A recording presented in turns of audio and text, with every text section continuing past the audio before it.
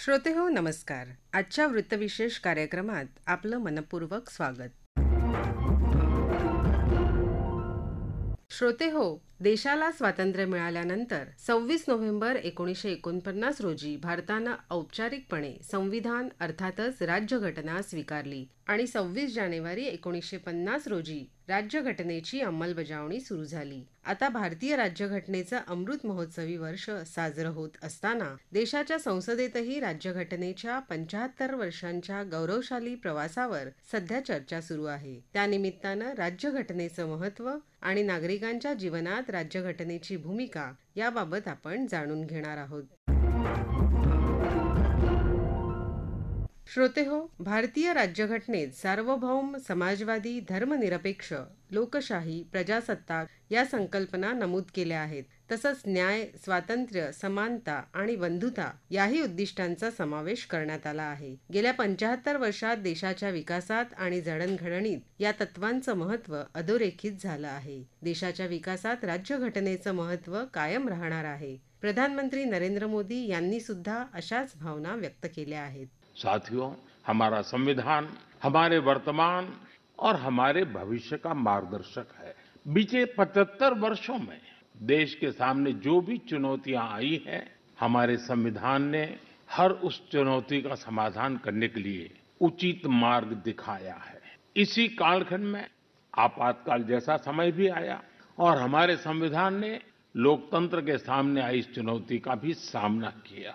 हमारा संविधान देश की हर जरूरत, हर अपेक्षा पर खरा उतरा है। साथियों, आज भारत परिवर्तन के इतने बड़े दौर से गुजर रहा है। ऐसे अहम समय में भारत का संविधान ही हमें रास्ता दिखा रहा है, हमारे लिए गाइडिंग लाइट बना हुआ है।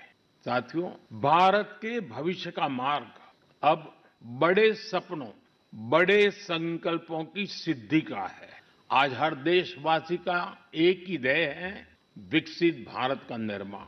विकसित भारत का मतलब है जहां देश के हर नागरिक को एक क्वालिटी ऑफ लाइफ मिल सके, डिग्निटी ऑफ लाइफ मिल सके। ये सामाजिक न्याय, सोशल जस्टिस का भी बहुत बड़ा माध्यम है और ये संविधान की भी भावना है। इसलिए बीते वर्षों में देश में लोगों के बीच आर्थिक और सामाजिक समानता लाने के लिए कई कदम उठाए गए हैं।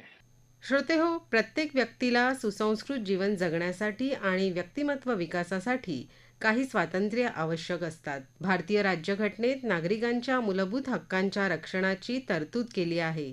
भारतीय नागरिकांना समतेचा हक्क, व्यक्ती स्वातंत्र्याचा हक्क, शोषणाविरुद्धचा हक्क, सांस्कृतिक व शिक्षणाचा हक्क, धार्मिक स्वातंत्र्याचा हक्क अशी विविध प्रकारची स्वातंत्र्ये या हक्कांच्या रूपाने मिळालेली आहेत. या हक्कांवर बाधा आल्यास नागरिकांना न्यायालयाकडून दाद मागण्याचाही हक्क देण्यात आला आहे. भारतीय राज्यघटनेमुळे नागरिकांच्या वैयक्तिक जीवनातही आमूलाग्र बदल झाला आहे. याविषयी अधिक माहिती देत आहेत मुंबई उच्च न्यायालयाचे निवृत्त न्यायमूर्ती सत्यरंजन धर्माधिकारी. श्रोते हो, भारताचं संविधान हा शब्द का वापरण्यात येतो यापासून आपण सुरुवात करूया. अनेक जण मला विचारतात की याला राज्यघटना असं का म्हणत नाही. तर राज्यघटना हे त्याचं नाव आहे आणि असू शकेल, परंतु त्या शब्दाने त्याचा अर्थ स्पष्ट होत नाही, त्याचं मर्म कळत नाही. संविधान हा शब्द निवडलेला आहे आणि तो एका कारणाने आहे. ही केवळ घटना नव्हे किंवा नियम नव्हे, केवळ कायदाही नाही. हा मूलभूत दस्तऐवज आहे.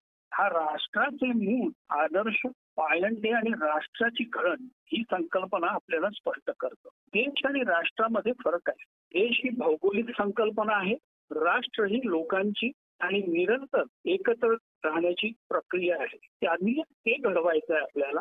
केवळ राष्ट्र किंवा आपल्या सीमा किंवा आपली जमीन आपल्याला राखायची नाहीये. स्वातंत्र्यातून स्वराज्याकडे जेव्हा आपण प्रवास करत होतो त्यावेळेला आपल्याला या संविधानाची, राज्यघटनेची आवश्यकता भासली. याचं एक आगळं रूप आपल्याला ओळखता आलं पाहिजे. हे संविधान लोकांना समर्पित केलेलं आहे. याच्या एकमेकांसोबत जगण्याची, राहण्याची तर शपथ घेतलीच आहे, परंतु त्यासोबत हे पण सांगितलेलं आहे की काही आश्वासनं आपण एकमेकांना देणं गरजेचं आहे. कारण आपल्याला घडवायचं आहे एक राष्ट्र.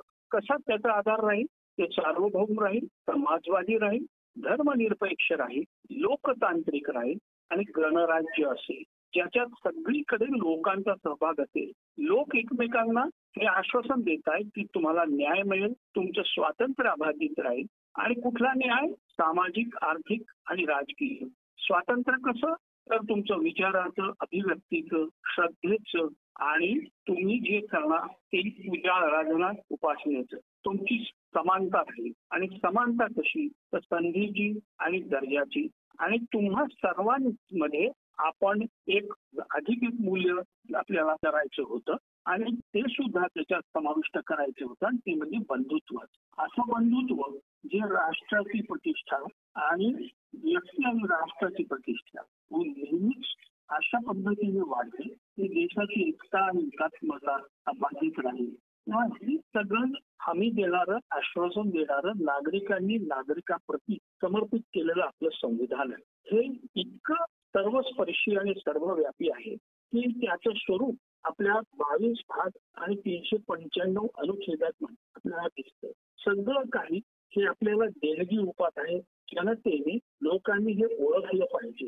संविधानाशिवाय आपलं अस्तित्व शून्य राहील. आपण जी स्वप्न, आकांक्षा आणि मूल्य सिद्धांत पाळले आणि त्यांची पुढेच आपण जोपासना करायचं ठरवलं, तेव्हाच गुलामगिरीतून मागासपणातून बाहेर येणं एवढं आपलं उद्दिष्ट नव्हतं, तेवढं मर्यादित उद्दिष्ट नव्हतं. त्यापेक्षा आणखीन काहीतरी आपल्याला घडवायचं आणि करायचं होतं. म्हणून हे संविधान आपण तयार केलं. अथक परिश्रमानंतर आज त्याला 75 वर्ष झाली आहे. पिढ्यानपिढ्या हे संविधान टिकलेलं आहे आणि आता पुढच्या पिढ्यांना हे टिकवायचं आहे. तेव्हा त्यांची जबाबदारी काय आहे की जे आपल्याला मिळालेलं आहे, जे आपल्याला देणगी रूपाने मिळालेलं आहे ते संविधानच, त्याच्यातनं प्राप्त झालेले आपल्याला अधिकार आणि हक्क, त्यातनं प्राप्त झालेलं आपल्या जगण्याचा अर्थ आणि जगण्याचं रूप हे केवळ जिवंत राहण्याचं नाही. जिवंत तर पशु पण राहतो, पण आपल्याला जगायचं आहे. जगणं जर अर्थपूर्ण करायचं आहे, संपन्नतेकडे आपला प्रवास झाला पाहिजे असं जर आपल्याला वाटत असेल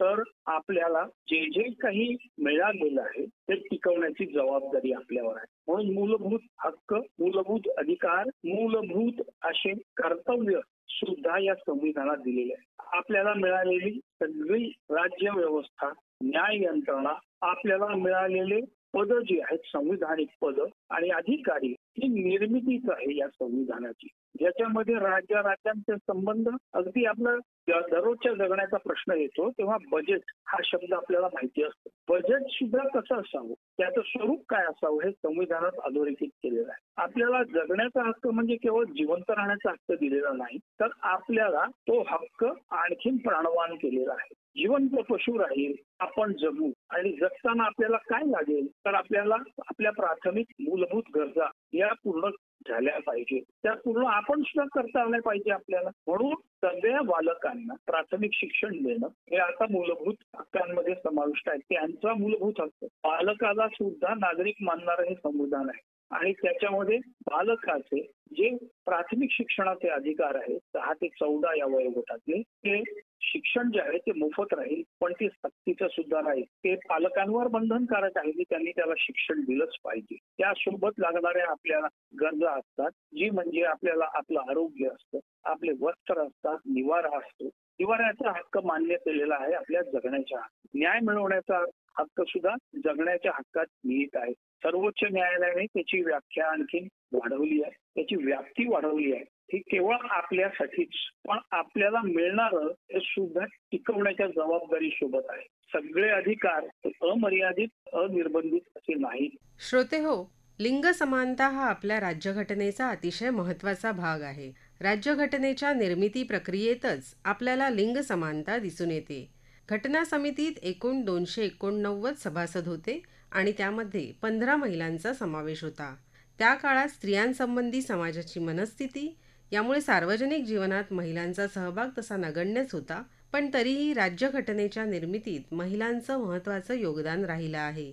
आपल्या राज्यघटनेत महिलांच्या मूलभूत हक्कांचं रक्षण कसं केलं गेलं आहे याबाबत अधिक माहिती देत आहेत कायदे अभ्यासक ॲडव्होकेट नयना परदेशी. स्त्री की दलितांपेक्षा पददलित असल्याचे आपल्या समाजाचं वास्तव जाणून आपल्या संविधानामध्ये माननीय बाबासाहेब आंबेडकरांनी स्त्रियांच्या हक्कांची योग्य जपणूकच केलेली आहे. संविधान आणि महिला याचा विचार करता मी प्रामुख्याने मूलभूत अधिकार आणि मार्गदर्शक तत्वांमधल्या काही महत्त्वाच्या तरतुदींबद्दल सर्वप्रथम बोलेन. मूलभूत अधिकारातील कलम 14 हे स्त्रियांना पुरुषांच्या बरोबरीने राजकीय, सामाजिक, आर्थिक क्षेत्रात समानतेचा अधिकार देते. तर कलम 15 महिलांच्या विरोधात लिंगभेदाच्या आधारे कोणतीही असमानता करण्यापासून सगळ्यांना रोखते.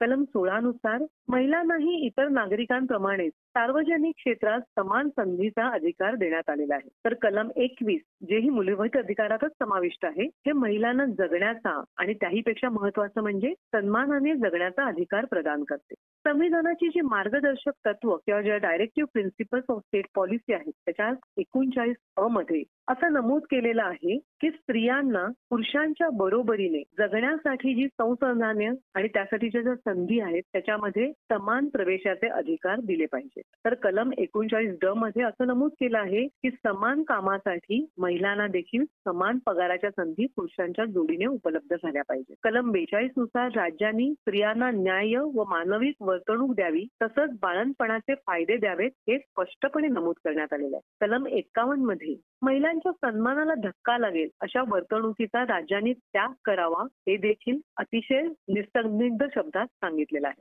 आपल्या संविधानामध्ये कलम 300 अ नुसार महिलांना संपत्तीमध्ये समान अधिकार देण्यात आलेला आहे. मगाशी मी जेव्हा मूलभूत अधिकारांचा उल्लेख केला तिथे कलम 15(3) मध्ये असं स्पष्ट नमूद केलेलं आहे की राज्याला महिला व मुलं यांच्या सुरक्षिततेसाठी विशेष तरतुदी करण्याचे अधिकार देण्यात आले आहेत. याचं कारण असं आहे की समानतेचा अधिकार देताना काही ठिकाणी आवश्यक असेल तेव्हा राज्यांनी याचा वापर करून महिलांसाठी काही विशेष कायदे जरूर बनवावेत. आणि ह्या तरतुदींनुसार प्रसूती रजा कायदा असेल किंवा स्त्री भ्रूण हत्या विरोधी कायदा असेल, कौटुंबिक हिंसाचार विरोधी कायदा, हुंडा विरोधी कायदा, कामाच्या ठिकाणी होणारं महिलांचं लैंगिक शोषण विरोधी कायदा असे अनेक महिलांच्या समानतेसाठी आणि त्यांच्या सुरक्षिततेसाठी कायदे करण्यात आले आहेत आणि असे कायदे भविष्यातही करावा याचा मार्ग संविधानाने मोकळा ठेवलेला आहे. या सगळ्या विशेष कायद्यांचा जो उगम आहे किंवा त्याचा जो गाभा आहे हा अर्थातच आपल्या संविधानामध्येच आहे. संविधानामध्ये कलम 243 त्या विविध ज्या तरतुदी आहेत त्याच्यानुसार महिलांसाठी पंचायत आणि महापालिका यामध्ये निवडणुकीसाठी 1/3 राखीव जागा ठेवण्याची देखील तरतूद करण्यात आली आहे. या 243 मधल्या ड4 नुसार महिलांसाठी सरपंच पदासाठी किंवा महापालिकेमधल्या सर्वोच्च पदासाठी 1/3 जागा राखीव ठेवण्याची तरतूद करण्यात आली आहे. आणि ह्या तरतुदींनुसार महिलांचा राजकीय क्षेत्रातला प्रवेश हा काहीसा सोपा झालाय असं म्हटलं तर वावगं ठरणार नाही. संविधानामधल्या अनेक ज्या महिलांसाठीच्या तरतुदी आहेत त्यानुसारच राष्ट्रीय महिला आयोगांसाठी किंवा राज्य महिला आयोगांची स्थापना करण्यात आली आहे किंवा राष्ट्रीय महिला सबलीकरण योजना 2000 यासारख्या अनेक तरतुदी वेळोवेळी केंद्र सरकारने किंवा राज्य सरकारने केलेल्या आहेत आणि संविधानाने अशा सगळ्या तरतुदींचा मार्ग सदैव मोकळा ठेवलेला आहे. संविधानामधील ज्या महिलांसाठीच्या तरतुदी आहेत ह्या आपल्या देशाचा महिला सबलीकरण आणि लिंगभाव समानतेचा जो राष्ट्रीय प्रतिबद्धतेचं प्रतीक आहे किंवा त्याचं प्रतिबिंब आहे